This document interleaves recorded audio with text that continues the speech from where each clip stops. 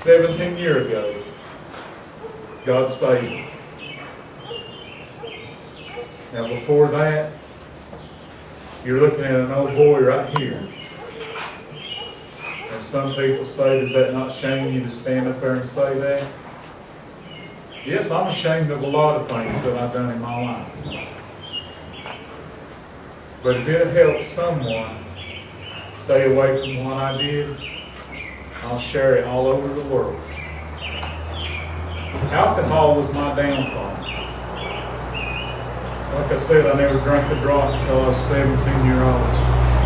And then until the time I was 30, I never put the can down.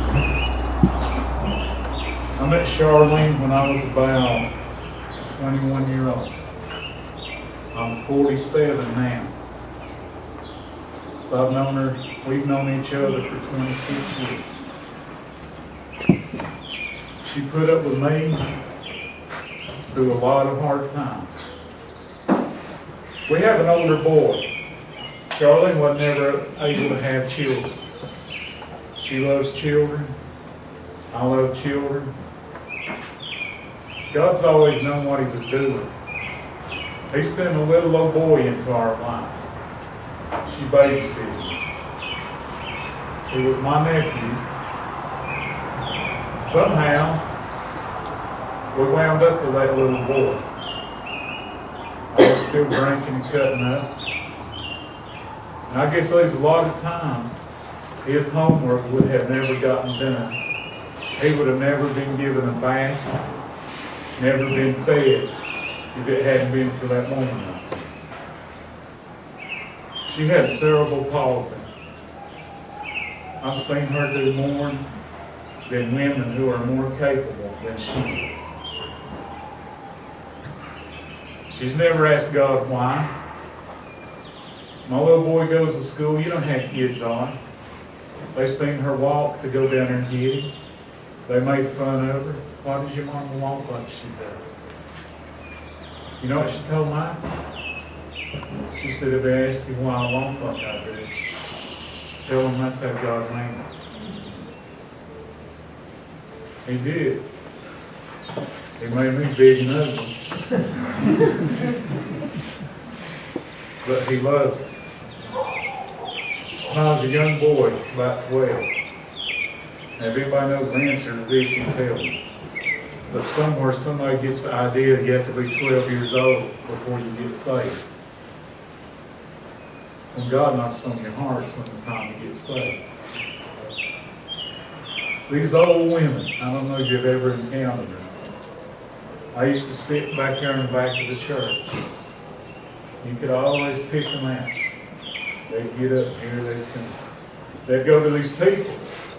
I needed salvation. I didn't need the kind they're trying to give me. One night they found me sitting back there. I was scared to death. I was so scared I was crying. It wasn't the power of God that made me cry. It was in women. So I figured the best thing I could do was make my way up to that altar, bow my head, shed some tears, and tell them I'm saved. Well, that's what I did. Went right out there when I got old enough, cut up like all dickens. God wasn't nowhere around me that night when I went to that altar. But they come tonight when I was older. I guess in 92, I was 30 years old. God's power came and got a hold of me. And I told you about the alcohol problem I had. He fixed that night. I didn't have to go to AA for 6 months and quote some prayer. When I asked God to save me and take control of my life, He stopped it all right then. Instead of shacking up with that woman, I married her. I don't have any fancy words to tell you what I did. Sometimes I wouldn't get beyond our education. The Lord never gave me much anyway. So I can just use words that I know what they mean. But we got married. We've been married for 17 years now. That little boy that we had, he's grown. He's gone, living on his own. But look what's sitting over here now. God sent another one into our life.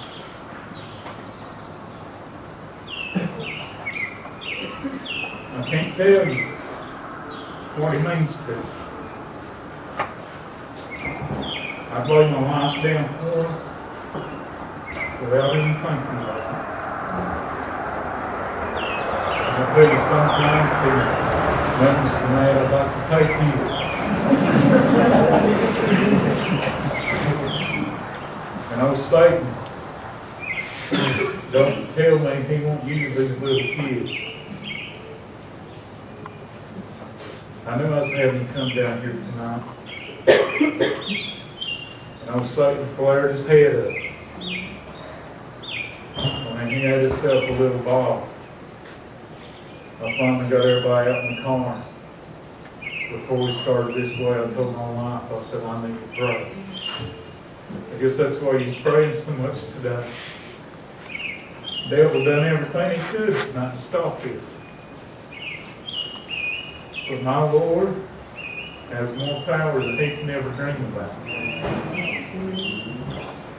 But I had to ask him to forgive me before I could come share anything with you. And I don't believe in getting up and fighting like cats and dogs and then going to the church and singing in the choir. It don't work. Who are you fooling? You ain't fooling God.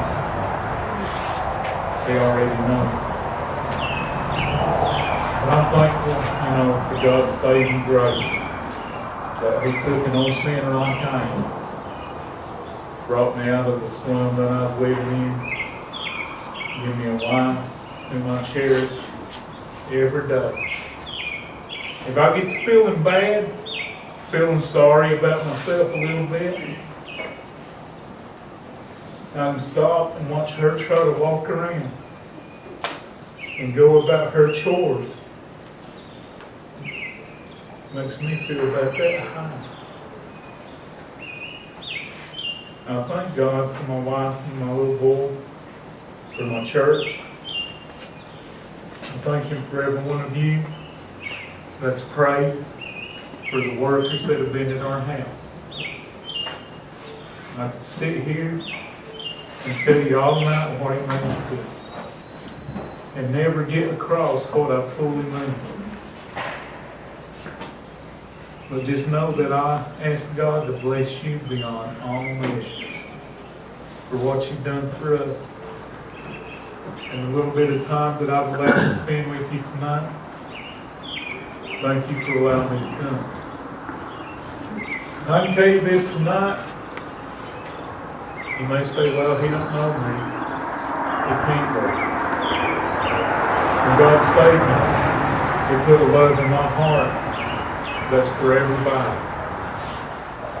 Not just my wife, not just my boy. Most of all, for the lost man. That they'll come to know this generous God that I know. I'm glad to be here tonight. I'd like to thank all of you for giving me the time that you have. I was going to share something, just a lighter note. The guy sitting back here with the bald head, my mom, and any of you men who's missing something. I had an experience. I wondered how come I was going to the barber shop and paying $10 to get my hair cut. When there was a man over there getting his cut, and he had twice as much as I did. So I thought one day, well, I'll ask that old barber about that. He was an older fellow. I said, sir, how about telling me why I'm giving you $10 and I ain't got half as much hair as that fellow had. He said, I'll tell you, young man, I charge as much to find it as I do to cut it.